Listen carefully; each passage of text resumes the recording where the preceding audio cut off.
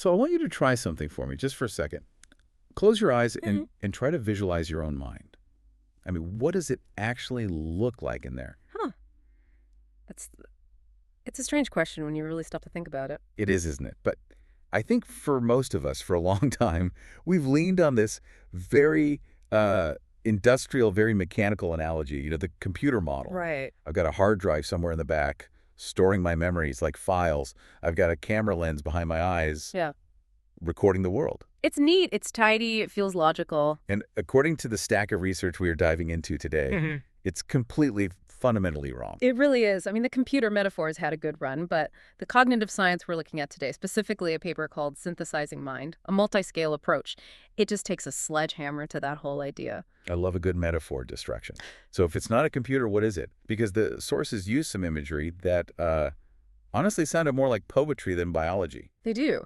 Instead of a hard drive or a filing cabinet, these sources describe the mind as a chaotic fluid storm. Wow. And instead of a passive camera recording the world, they call it a self-writing poem. A self-writing poem. Right. Okay, that's a beautiful image, but is that just scientific poetic license? Yeah. Or is there actually a framework behind that? Oh, it is absolutely a rigorous framework, and that's the mission for this deep dive. We're going to unpack what they call the multi-scale architecture of the human mind. Okay. We're going to try to map the whole territory from the microscopic source code of your thoughts, right at the bottom, all the way up to the massive weather patterns that create your consciousness. I love that scale. And I really love the agency it implies. The sources make it so clear. Yeah. We aren't just sitting in a dark theater watching the movie of our lives. No. We're directing it, editing it, and projecting it all at the same time. That is the core takeaway. The mind is a self-organizing system. It's constantly balancing on this knife edge. A knife edge. On one side, you have stability order, which keeps you sane. On the other side, you have flexibility chaos, which lets you adapt. It constructs reality. It doesn't just record it. So if we're going to map this construction site, we have to start at the foundation. We have to look at the code. The source code. Right. The research talks about something called mentalese. Now, when I think to myself, like when I'm debating whether to eat that second slice of pizza, Mm-hmm. I hear English. I hear my own voice. Mm-hmm. So naturally, I just assume that's how my brain thinks. But the research says that's not actually how the processing happens. No, and that's a very common illusion. That inner voice, that's just the user interface. The desktop icon. Exactly. Underneath that, there is a language of thought, or LOT. Think of mentalese as the operating system's kernel.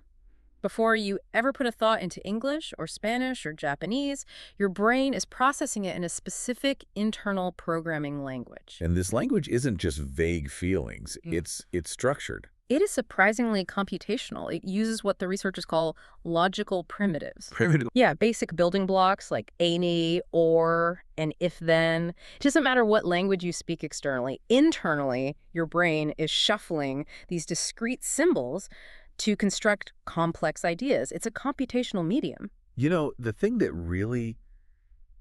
blew my mind was just how flexible this code is. The sources call it compositionality, which I know it sounds super technical, It does sound a bit academic. but it's actually a superpower. I mean, it really is. Oh, it's the defining superpower of human thought. Absolutely. So, okay, let's break that down.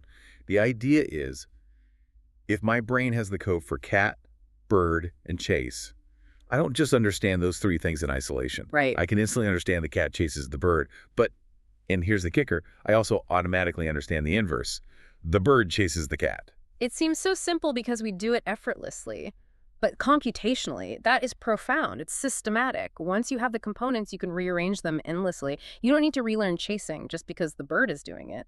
And the mechanism for this is fascinating. The research calls it neural pointers. Yes, this is how the brain solves what's called the binding problem. Neural pointers.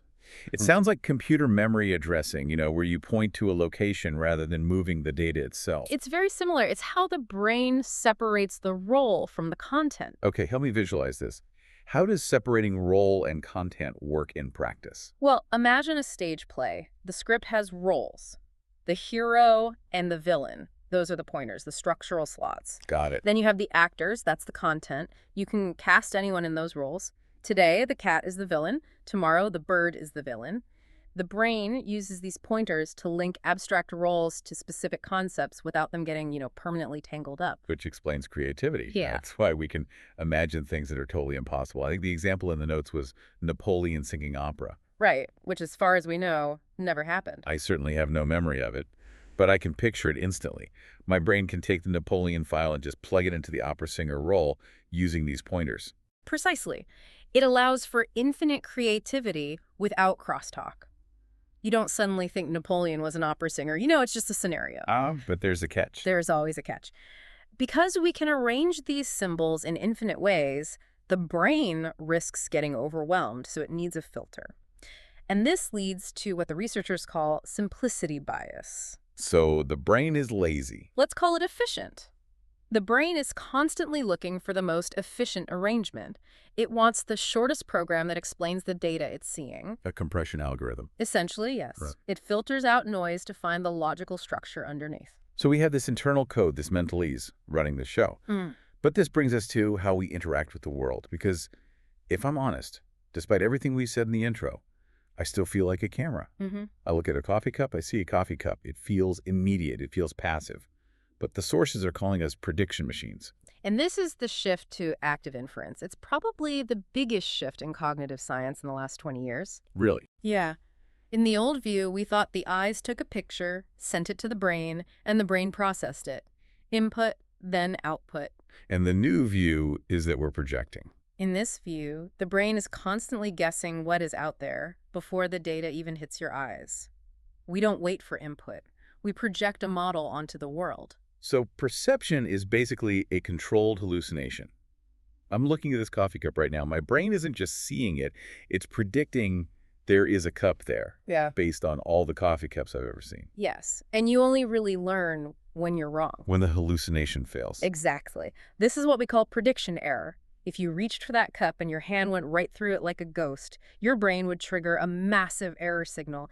That difference, that delta between your guess and reality, is the only thing that updates your internal model. So we only learn when we're surprised. In a sense, yes. If everything happens exactly as you predict, your model is maintained. It's stable, you're on autopilot. Surprises force the rewrite. And the brain is always managing a trade-off here, the accuracy-complexity trade-off. It's looking for a Goldilocks zone. It wants a model that's complex enough to work, to catch the cup, but simple enough to compute quickly. If your model was too accurate, you'd be paralyzed by detail.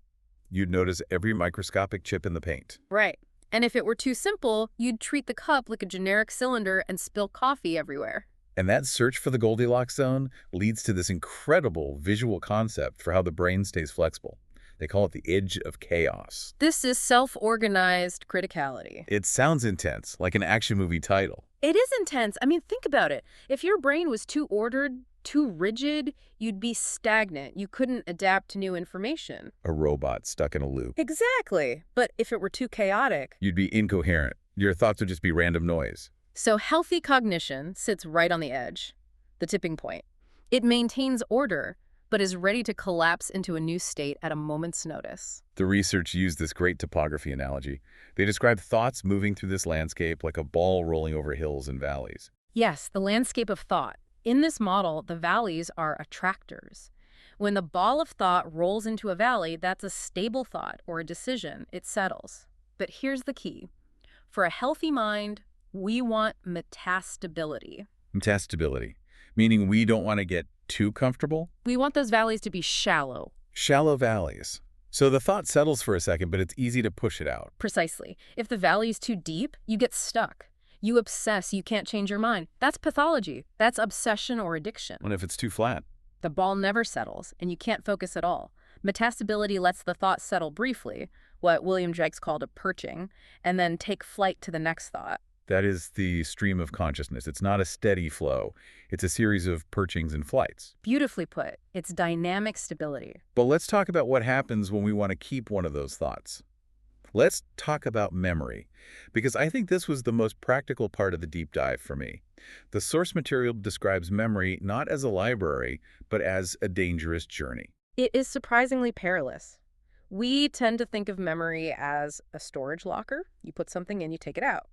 But the research shows 3 distinct stages, and the transitions are fragile. Okay, so first up is working memory, the workbench. Right. Limited space, very fast. And the most important feature of the workbench is actually removal. Deleting information. Actively, to prevent clutter. That's comforting. So forgetting someone's name 10 seconds after meeting them is a feature, not a bug. It is absolutely a feature. You don't want to remember every license plate you glanced at in traffic. That would be madness. The brain is trying to save you. But say we want to keep something. It moves to the next stage. Intermediate term memory, or ITM. The sources call this the fragile bridge. And this is the danger zone. ITM lasts for about 3 hours. And here's the fascinating biological detail that I think most people just don't know. Survival here depends on protein synthesis. This is wild. We usually think of memory as electricity zapping neurons. Yeah. But you're saying it's construction work. It is physical construction. Your brain has to physically build new proteins to bridge the synaptic gap. It's pouring concrete. So if that chemical process gets interrupted in that 3-hour window, Oh, poof. gone. The memory trace vanishes because the bridge was never finished. But there is a hack.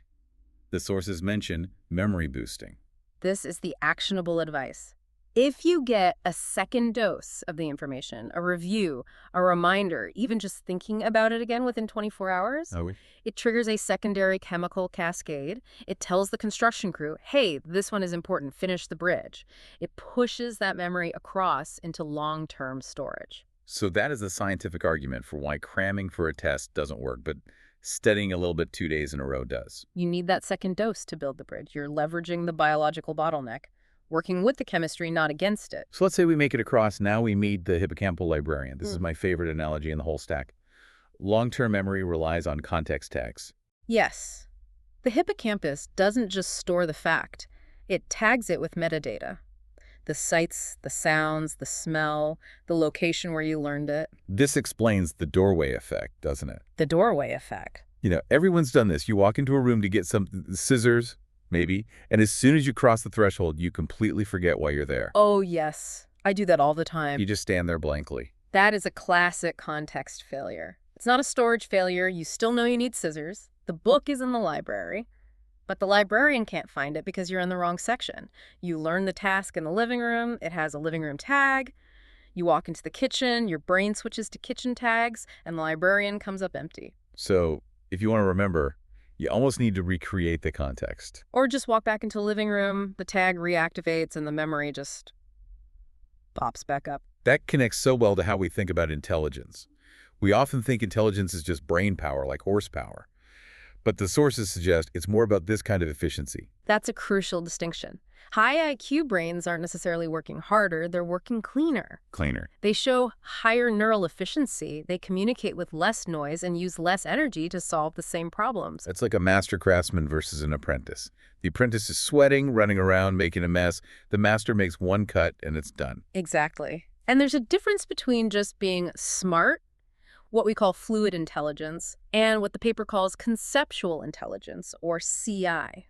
This is a new term for me. CI. This is a favorite concept of mine. Fluid intelligence is playing the game well. You know the rules, you're fast, you win. Conceptual intelligence is the ability to rewrite the rules. It's the ability to redraw the map. So CI is what leads to paradigm shifts, like realizing the Earth goes around the sun, not the other way around. Exactly. It's boundary fluency. It's the ability to look at the data and realize that the very categories we're using are wrong. It's a higher order of thinking. Speaking of thinking, the research actually maps out the topography of thought using physics, like actual Hamiltonian dynamics. Now, I saw Hamiltonian in the text and got nervous. Physics class. Flashbacks. Totally. But the visual they use is actually very intuitive.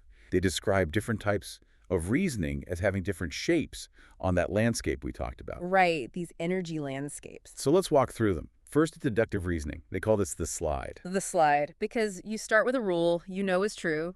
All men are mortal. Socrates is a man. Boom, Socrates is mortal. Uncertainty drops immediately. It's a steep, fast drop into the valley. Safe, easy, gravity does the work.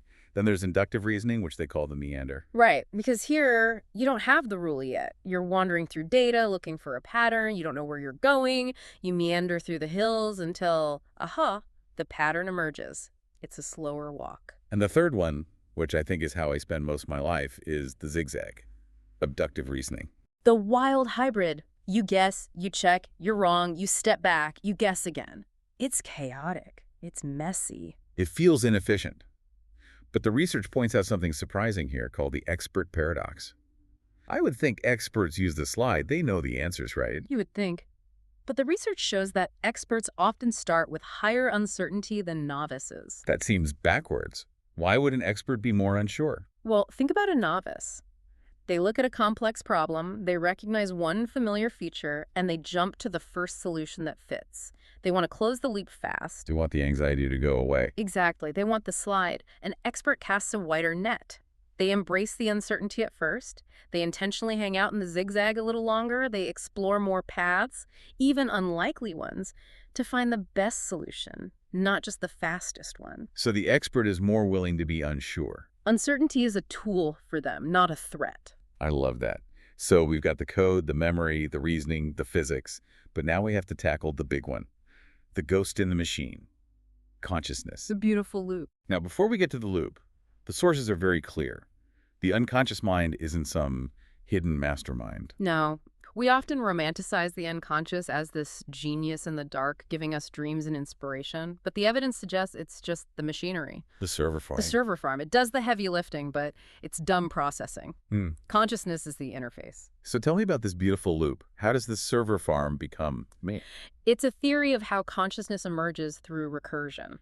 Imagine a system that generates a model of the world. Then it takes that output, that model, and feeds it back into itself as input. It eats its own tail. In a way, yeah. That- The analogy they use is a lamp. A lamp illuminates the room, but it also illuminates itself. By feeding the model back in, the system gains the ability to know that it knows. It creates a self. And according to Integrated World Modeling Theory, or IWMT, this isn't just for philosophy class. Consciousness is for doing. It evolved because we are embodied agents navigating a physical world. We need a centralized, unified simulation of self in world to make decisions. So to recap this massive journey we've been on, we start with mentalese, the logical source code firing away with neural pointers. Which builds a predictive model of reality, constantly updating based on error and surprise. Navigating the edge of chaos, balancing between structure and flexibility. Relying on memories that have survived that fragile protein bridge and are indexed by our internal librarian. All to create this beautiful loop of consciousness that allows us to understand that we are here right now thinking about thinking. It really validates that opening idea. The mind as a self-writing poem, it's constantly editing itself. Every time you're surprised, every time you learn, you rewrite a line of the poem. And that leads me to a final, slightly provocative thought for everyone listening. If the beautiful loop theory is true, if consciousness is the system feeding its own understanding back into itself, I see where you're going with this. then simply by listening to this deep dive, by learning about how your mind works, you've changed the input. You have altered the structure of your own consciousness. You've updated the model of the model. Exactly. The poem is different now than it was 20 minutes ago. That is a powerful thought to end on. Thanks for diving deep with us today. It was a pleasure.